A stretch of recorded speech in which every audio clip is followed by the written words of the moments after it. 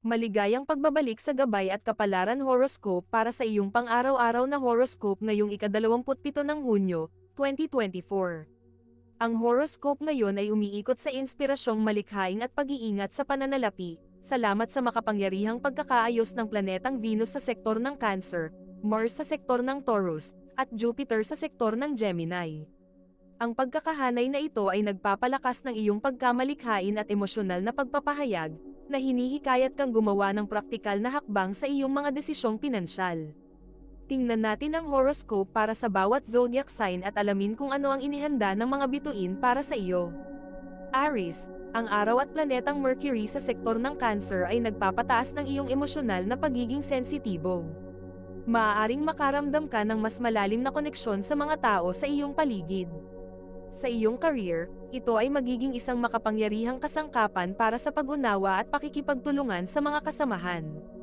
Gayunpaman, mag-ingat sa sobrang pagkakasangkot sa mga alitan sa trabaho. Kung ikaw ay single, maaaring mapansin mo ang isang taong mahabagin at mapag-alaga. Para sa mga nasa relasyon, magbigay oras na magkasama para mapalakas sa inyong ugnayan. Sa bahay, maaaring maramdaman mong kailangan mong alagaan ang iyong mga mahal sa buhay. Sa pananalapi, iwasan ang biglaang pagbili at mag-focus sa pag-iipon. Ang maswerteng kulay mo ngayon ay pula. Iwasan ang sobrang reaksyon sa maliliit na isyu upang mapanatili ang emosyonal na balanse. Taurus, sa impluwensya ng planetang Venus at Mars, ikaw ay hinihimok na lumikha at mag-alaga ngayon. Ito ay isang magandang araw para sa mga gawaing artistiko o pagsisimula ng bagong libangan na nagpapahayag ng iyong emosyon. Sa iyong career, ang praktikal na aksyon ay magdudulot ng pinakamahusay na resulta.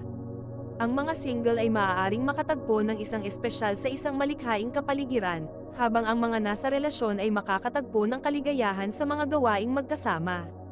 Ang mga pagtitipon ng pamilya ay magiging kaaya-aya. Sa pananalapi, mag-ingat at iwasan ang malalaking pamumuhunan. Ang maswerteng kulay mo ay berde. Iwasan ang hindi kinakailangang paggastos sa pamamagitan ng pagsunod sa isang budget. Gemini, hinihikayat ka ng planetang Jupiter sa iyong sektor na tuklasin ang mga bagong ideya at pagkakataon. Ang kuryosidad na ito ay makakatulong sa iyong career, kung saan ang kakayahang mag-adapt ay susi sa tagumpay. Isang pagkakataong magtagpo ay maaaring magdala ng isang kapana-panabik na bagong proyekto. Para sa mga single, perpekto ang araw na ito para sa pakikisalamuha at pakikipagkita sa bagong tao. Ang mga nasa relasyon ay dapat yakapin ang bukas na komunikasyon upang maiwasan ang mga hindi pagkakaintindihan. Sa bahay, makisali sa mga masasayang aktibidad kasama ang iyong mga anak o kapatid. Sa pananalapi, maging maingat kung saan napupunta ang iyong pera at iwasan ang mga hindi kinakailangang panganib. Ang maswerteng kulay mo ay dilaw. Iwasan ang mga pagkaantala na maaaring makaapekto sa iyong pagiging produktibo. Cancer, dahil sa araw, buwan, planetang Mercury at Venus na nasa iyong sektor, mataas ang emosyon ngayon. Ito ay isang makapangyarihang oras para sa personal na pakikipag-ugnayan sa iyong mga mahal sa buhay. Sa iyong career, gamitin ang iyong emosyonal na intelihensya upang malagpasan ang mga komplikadong sitwasyon. Para sa mga single, maaaring bumuo ng malalim na emosyonal na koneksyon sa isang bagong tao. Sa mga relasyon, ang taos-pusong pag-uusap ay magpapalakas ng inyong ugnayan. Maglaan ng oras sa pamilya, dahil kanilang maa-appreciate ang iyong mapag-alagang presensya. Sa pananalapi, iwasan ang paggawa ng mga desisyon na base lamang sa emosyon. Ang maswerteng kulay mo ay puti. Iwasan ang pakiramdam ng pagka-overwhelm sa pamamagitan ng pagtatakda ng mga hangganan at pagsasanay ng self-care. Leo, ang emosyonal na enerhiya mula sa sektor ng Cancer ay mapapalakas sa iyong introspective na kalagayan ngayon. Ito ay isang magandang oras para sa personal pag-set ng mga personal na layunin. Sa iyong career, ang iyong pagkamalikhain ang iyong pinakamalaking asset. Para sa mga single, ang introspeksyon ay makakatulong sa iyong maunawaan kung ano talaga ang gusto mo sa isang partner.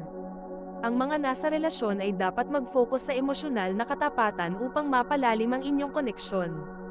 Ang oras kasama ang pamilya ay magiging kapaki-pakinabang.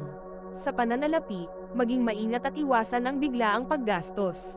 Ang maswerteng kulay mo ay ginto. Iwasan ang sobrang pag-abot sa iyong sarili sa pamamagitan ng pag-prioritize ng iyong mga gawain at pag-delegate kung kinakailangan. Virgo, ang pagkakahanay ng araw, buwan at planetang Venus sa mga sektor ng water sign ay nagpapalakas ng iyong intuition. Ito ay isang araw para magbigay ng suporta sa mga tao sa iyong paligid. Sa iyong career, ang iyong atensyon sa detalye ay maa-appreciate na magdudulot ng positibong resulta. Ang mga single ay maaaring maakit sa isang taong may parehong mga values. Ang mga nasa relasyon ay makikinabang sa pagpaplano ng isang nakaka-relax na gabi magkasama. Ang mga pakikipag-ugnayan sa pamilya ay magiging maayos at maganda. Sa pananalapi, bantayan ang iyong mga gastos at iwasan ang hindi kinakailangang pagbili. Ang maswerteng kulay mo ay asul. Iwasan ang stress sa pamamagitan ng pag-oorganisa ng iyong mga gawain at pagkuha ng pahinga. Libra, ang mga celestial alignments ngayon ay nagpapahusay sa iyong social skills at pagkamalikhain. Sa iyong career, gamitin ang iyong mga kakayahan sa pakikipag-usap upang magtagumpay sa mga proyekto ng team. Para sa mga single, ito ay isang magandang araw para sa pakikisalamuha at maaaring makilala mo ang isang espesyal sa isang social event. Sa mga nasa relasyon, ang pagtutok sa pagkakaroon ng mas maraming oras na magkasama ay magpapalalim ng inyong koneksyon. Ang mga pagtitipon ng pamilya ay magiging masaya at puno ng pagmamahalan. Sa pananalapi, maging maingat at iwasan ang mga desisyong pinansyal na ginawa ng mabilisan. Ang maswerteng kulay mo ay pink. Iwasan ang pakikipagtalo at tiyakin ang mapayapang komunikasyon. Scorpio, ang enerhiyang dulot ng araw at planetang Venus sa sektor ng Cancer ay nagpapataas ng iyong emosyonal na katalinuhan. Sa iyong career, magagamit mo ito upang magtagumpay sa mga negosasyon at pagpupulong. Ang mga single na Scorpio ay maaaring makaakit ng isang taong malalim at may kamalayan sa sarili. Para sa mga nasa relasyon, maganda ang araw na ito para sa taos-pusong pag-uusap na magpapatibay sa inyong ugnayan. Sa bahay, asahan ang masayang oras kasama ang pamilya. Sa pananalapi, iwasan ang mga mataas na panganib na pamumuhunan at mag-focus sa pag-iipon. Ang maswerteng kulay mo ay itim. Iwasan ang sobrang emosyonal na reaksyon sa maliliit na isyu upang mapanatili ang balanse. Sagittarius, ang planetang Jupiter sa sektor ng Gemini ay nagdadala ng enerhiyang nag-uudyok sa iyong kagustuhang matuto at mag-explore. Sa iyong career, maaaring makatagpo ka ng mga bagong oportunidad para sa pag-unlad. Ang mga single ay maaaring magkaroon ng isang kapana-panabik na koneksyon sa isang taong masigla at adventurous. Ang mga nasa relasyon ay dapat magplano ng isang bagong adventure o aktibidad na magkasama. Ang mga pakikipag-ugnayan sa pamilya ay magiging positibo at masaya. Sa pananalapi, maging maingat sa mga biglaang gastos. Ang maswerteng kulay mo ay purple. Iwasan ang pagkuha ng masyadong maraming responsibilidad upang maiwasan ang pagka-stress. Capricorn, ang pagkakahanay ng araw at buwan ay nagpapataas ng iyong kakayahang magbigay ng emosyonal na suporta. Sa iyong career, ang iyong katatagan at determinasyon ay magdudulot ng tagumpay. Ang mga single ay maaaring maakit sa isang taong may katulad na ambisyon. Sa mga nasa relasyon, ito ay isang magandang araw para sa pagpapalakas ng inyong partnership sa pamamagitan ng pagkakaroon ng oras na magkasama. Sa bahay, ang iyong pag-aalaga ay maa-appreciate ng pamilya. Sa pananalapi, iwasan ang mga impulsive buying at mag-focus sa pagbuo ng matatag na pundasyon.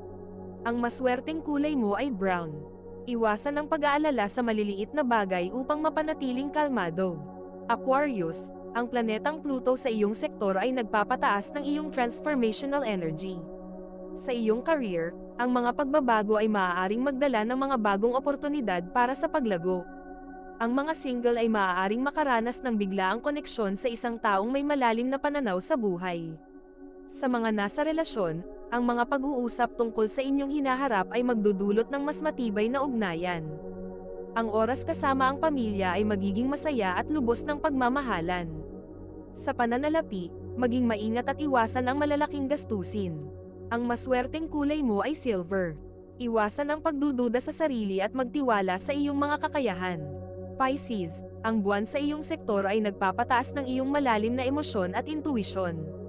Sa iyong career, gamitin ang iyong empathy upang magtagumpay sa mga pakikipag-ugnayan. Ang mga single ay maaaring magkaroon ng malalim na koneksyon sa isang bagong kakilala. Ang mga nasa relasyon ay dapat maglaan ng oras para sa emosyonal na pag-uusap upang mapalakas ang kanilang relasyon.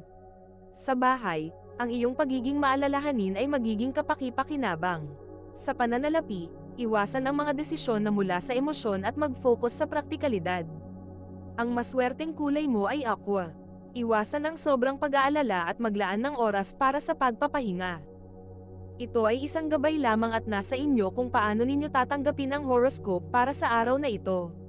Kung nagustuhan ninyo ang iyong horoscope, paki-thumbs up at mag-subscribe sa aming channel at pindutin ang notification bell para maging updated sa aming mga pang-araw-araw na horoscope.